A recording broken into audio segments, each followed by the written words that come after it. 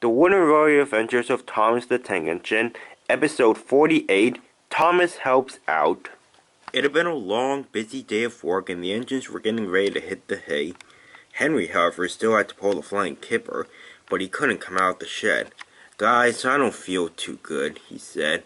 "Really?" said James. "Henry, you get sick way too often nowadays." "I can't help it," said Henry. Sir Topham had arrived to inspect Henry. "Well, Henry, I suspect you won't be leaving the shed for a few days, but I still need to take the flying kipper," said Henry. Just then Thomas puffed in. "Ah, Thomas," said Sir Topham, "could you take the flying kipper for Henry tonight?" "Why me?" asked Thomas. "Why can't James do it? He loves pulling the flying kipper." "I most certainly do not," said James. The other engines looked away. They had had enough work that day, and they didn't need to suffer the smell of stinky fish. "I know you don't like the smell of fish, Thomas, but that's not an excuse to not pull the flying kipper. Henry can't do it, and I'm pretty sure none of the other engines want to do it, so can you please do it just for tonight?" Thomas sighed. "Fine, I'll do it," he said, and walked away. When he arrived, the flying kipper was ready and waiting. He was just about to leave when Porter coupled up to the train. "Sir Topham had told me you weren't thrilled to be doing this, so he asked me to help you out. That way we'll get the job done faster." "Thank you, Porter," said Thomas. "I'm glad I won't be doing it on my own." And the two engines left the docks. Thomas and Porter puffed around the island, delivering fish to the stations on Sildor.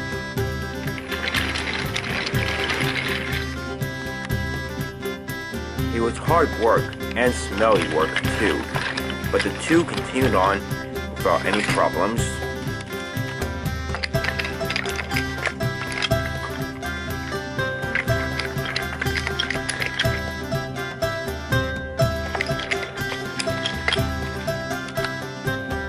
The clock struck midnight as Thomas and Porter made their fourth stop at Central Station.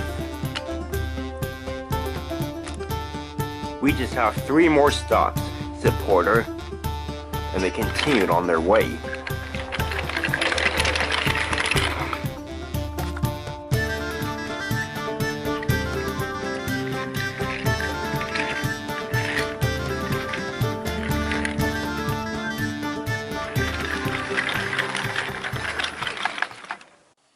As Thomas and Porter made their way to their last 2 stops, they were approaching a junction.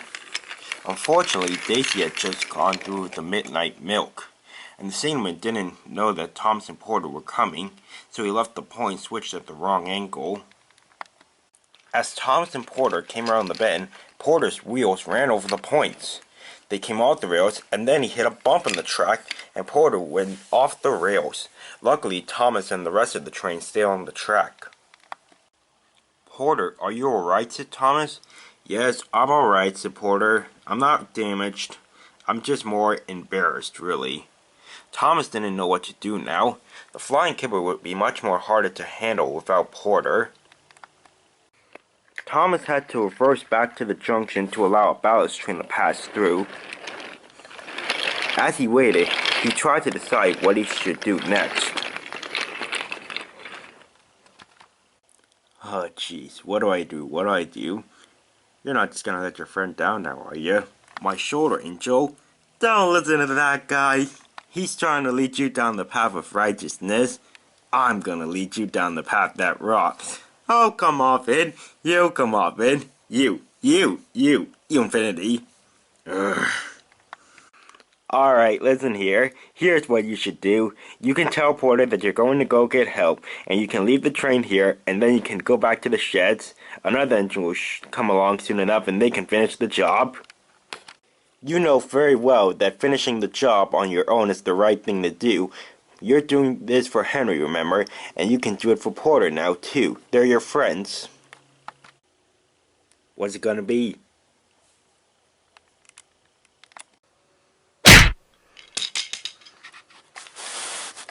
Ow. I knew you wouldn't let your friends down. Thomas took a deep breath and then slowly started forward. The train was indeed heavier without Porter, but Thomas was determined to help Porter and Henry, so he pulled his hardest and he was soon on his way once again. Thomas knew he had to make up for lost time, so he made his way to the next stop and then on to the last. When Thomas arrived at his final stop, he let the station master and the workers unload the fish.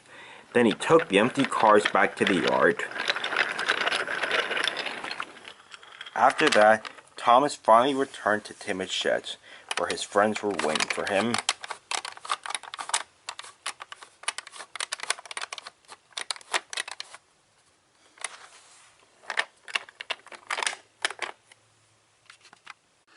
And as he slept through the remaining hours of the night, Thomas knew that he had learned a valuable lesson.